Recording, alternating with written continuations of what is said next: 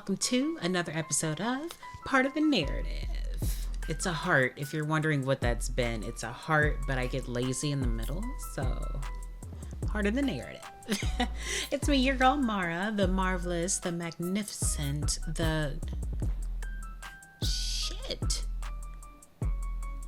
marvelous, miraculous, and magnificent. That's what it is. Welcome to my show that's complete chaos, because I'm complete chaos and I just, no matter what I try, it just ends up being a mess.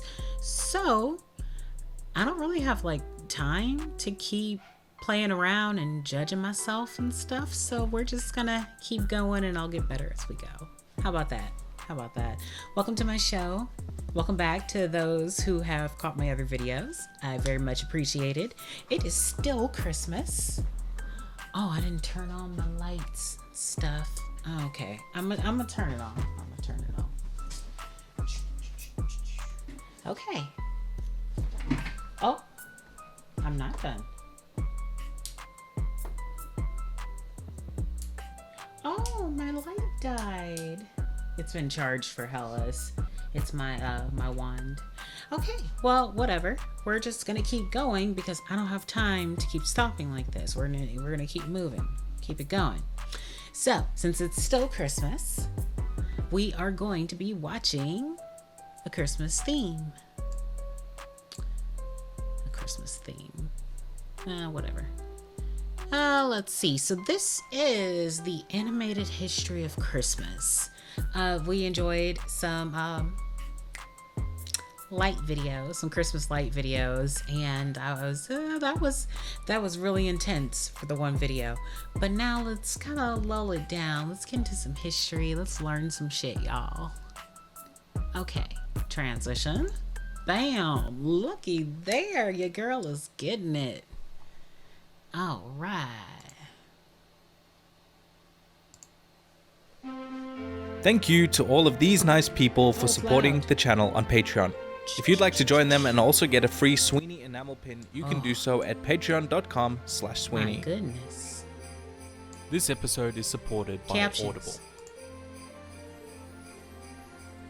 'Twas the night before Christmas, when all through YouTube, not a creator was stirring, not even Lassou. Subscription feeds were hung by the chimney with care, in hopes that a Sweeney video would soon be there. KB was nuzzled all snug in his bed, while visions of PragerU tormented his head. Old Shift X in his kerchief and Benji in his cap, Kagito had settled for a long winter's nap. Damn.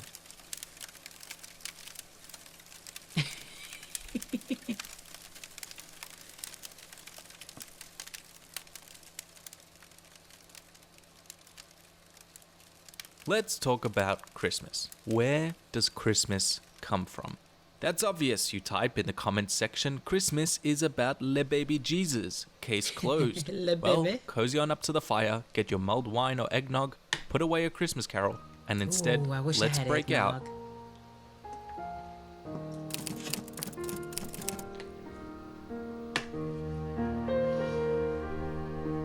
Rewind 2019 years. Jesus, the prophesied Messiah, or in Greek, Kyrios, Christ, was born in Bethlehem, birthing a brand new religion. Soon to be united over the millennia, celebrating peace and love and...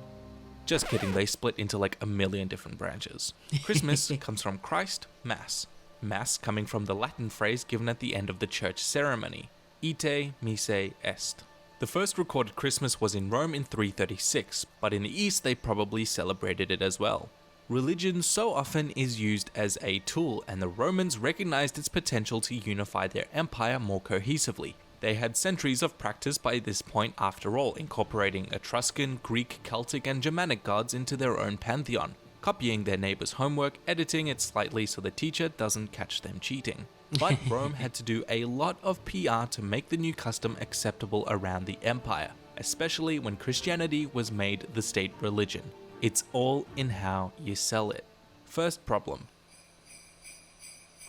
I'll get my buds in backwards. The Bible doesn't say what time of the year Jesus was born, but we do know it probably wasn't December because it does mention that it was grazing season.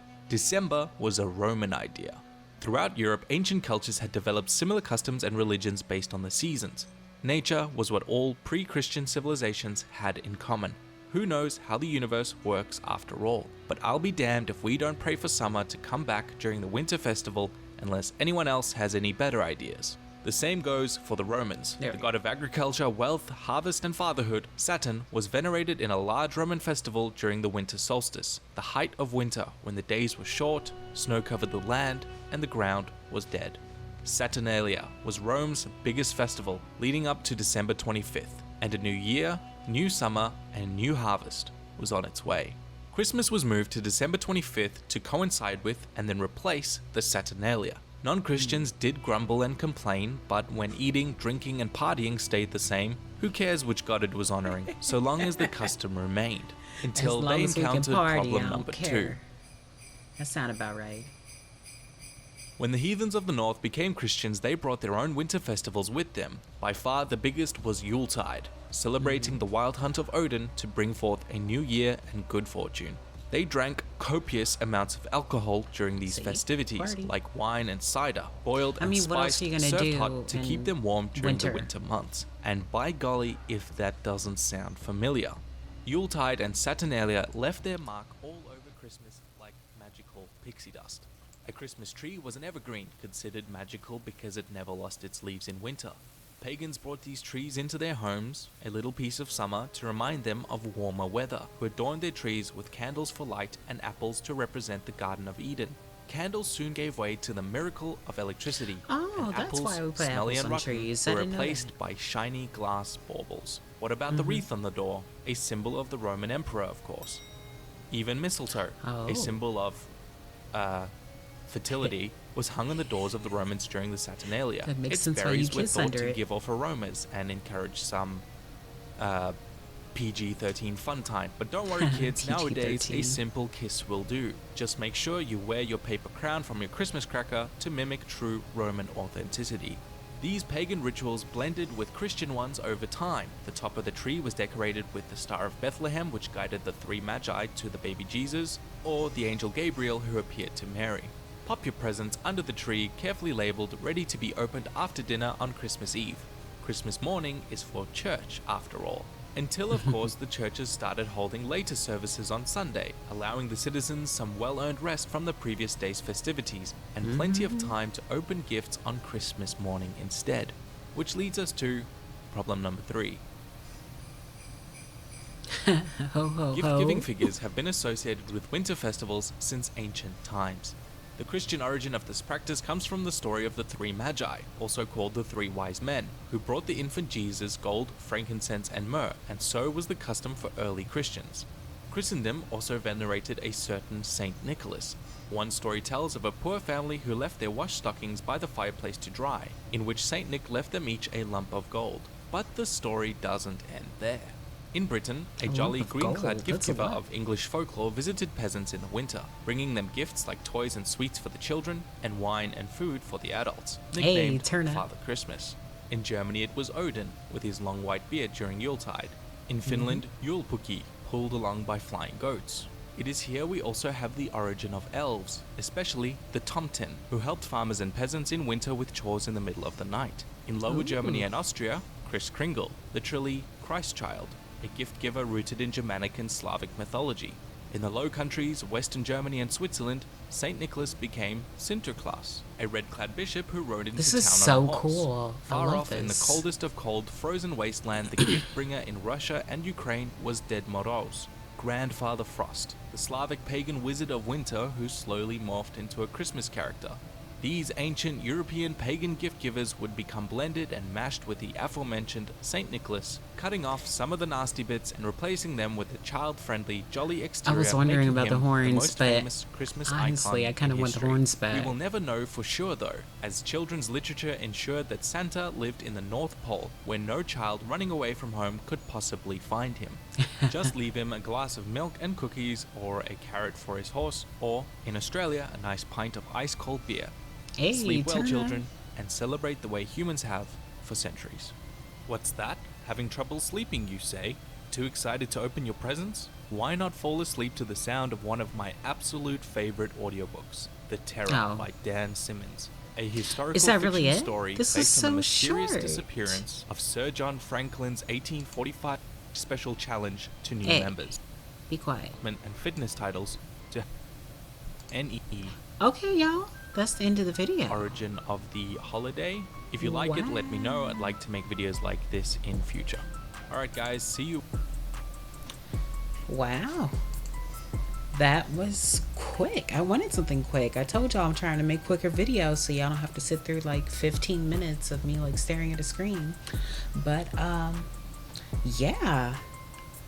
That was interesting. I like how they went through all the different regions and their different religions and how it all blended in together to make Santa Claus. That was super cool. Yeah, well, like I said, short video, but interesting. I learned a lot.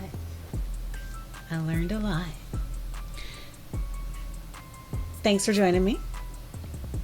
God, this video was so short. I feel like I need to do something else, but it's the point. Short videos.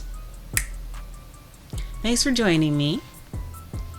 Don't find the time, make the time. Stay passionate, and I wish you every happiness. Oh, and please, please, please, please donate, because your girl's broke and she's got too many things that she wants to do in her life, and I need money to do it. All right. Fare thee well, pleasant dreams, and toodaloo.